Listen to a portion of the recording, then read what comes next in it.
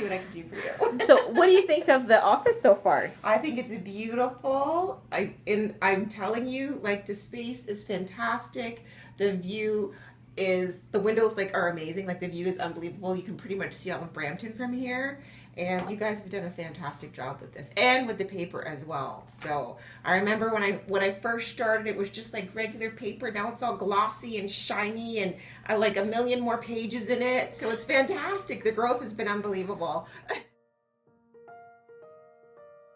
Hey guys, I am here, Ash Silva, at the Toronto Caribbean offices. This is the West Indian newspaper of, I was going to say the world, but Toronto. We've got the radio station out here, Toronto Carib Media. If you go to Carib101.com, I wanted to show you, there's so much that happens out here in the boardroom. I want to talk to you about the fact that this newspaper, this media company is putting on the largest business expo in Canada for the West Indian community.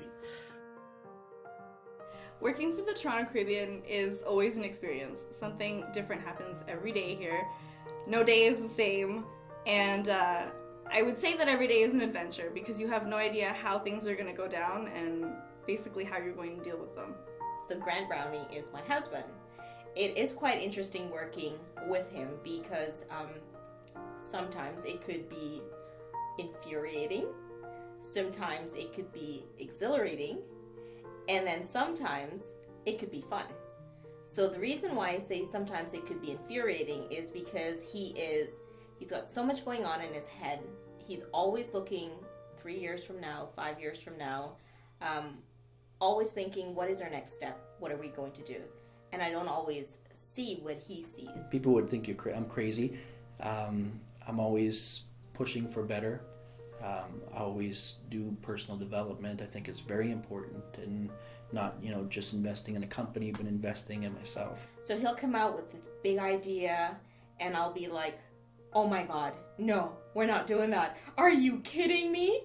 But then I've learned over the years to trust his judgment and trust what he sees and what he wants to do.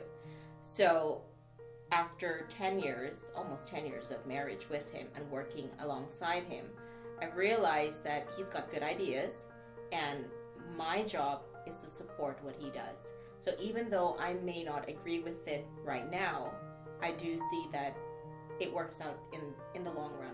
Grant's a leader because he saw an opportunity to start a paper and also use it as a platform to do something different.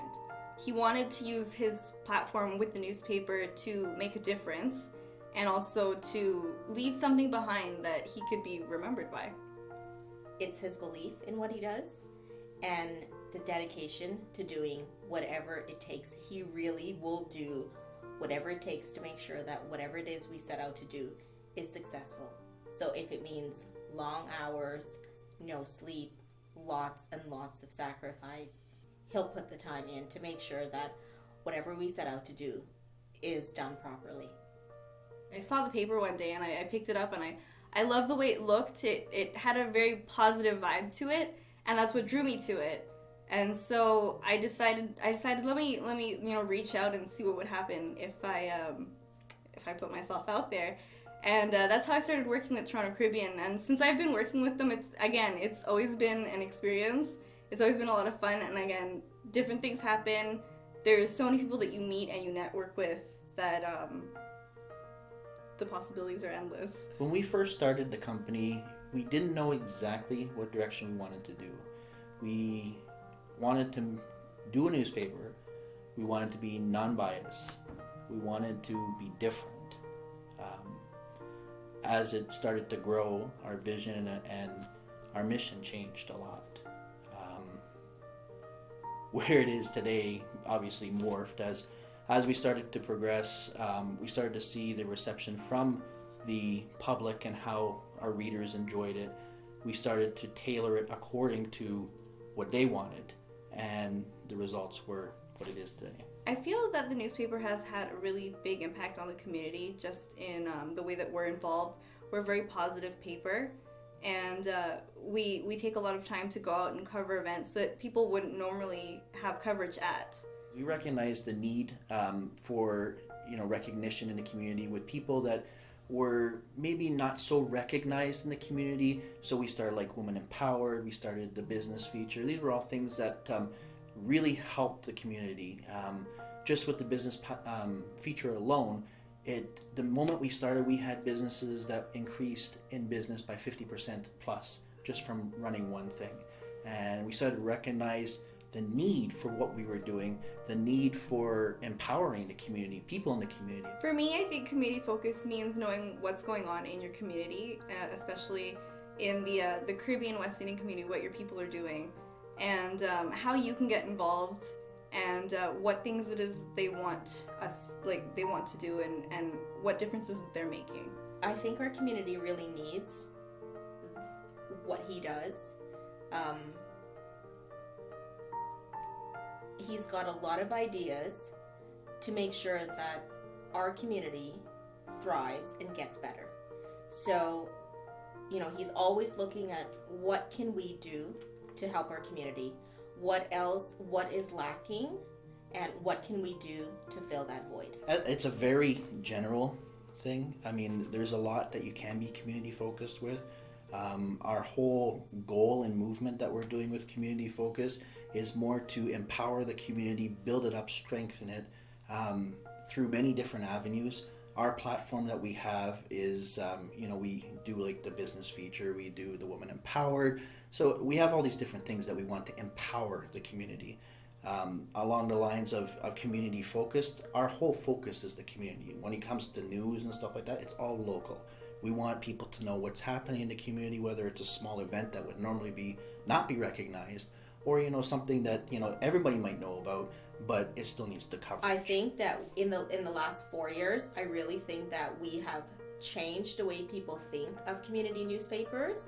I get a lot of phone calls and I get feedback from people, and it is something that they're really proud of. They don't call it newsprint anymore. They call it the magazine because it looks good. It's very attractive. We get a lot of compliments from it.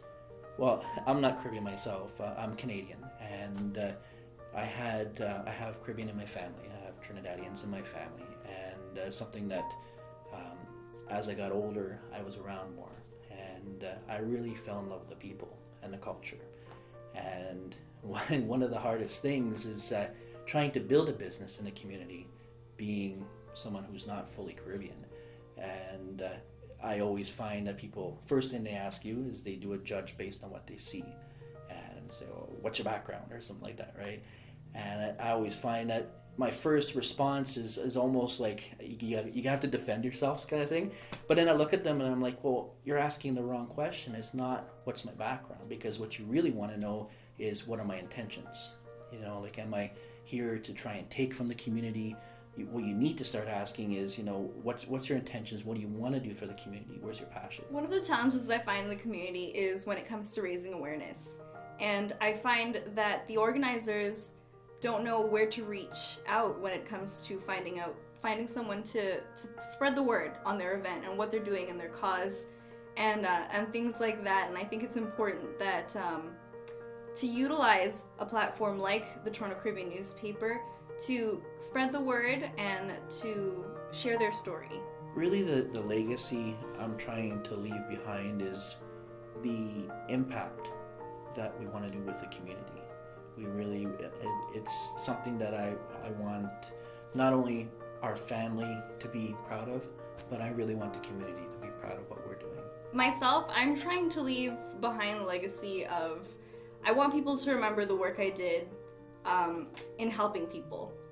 I don't work at the newspaper just because, I enjoy it and it's my job. I love to be here, and my own legacy is to tell everyone's story. Hi, how are you guys? I just wanted to say that we had customers coming in when they read the full article on me and my mother-in-law in our restaurant, and they loved it. They loved everything that was posted, that was on the article, is exactly what they experienced. So I want to say thank you to you guys again. You guys did an awesome job, and I thank you for writing that article on us. It's helping our business. It's bringing customers in, and we love you. We love you. We love you. We love you. So you were telling us that there was a couple that came in. Where did they drive in from to come and check you guys out at? Oh, they drove in like they literally lived 10 minutes away from here in Bramalea. But they didn't know that you They existed. did not know we existed until that article. Okay. So it produced results. Like I said, like dedicated readers. They read the full article and they pick it up all the time at Oceans. So you guys are doing an amazing job. You really have loyal, dedicated readers.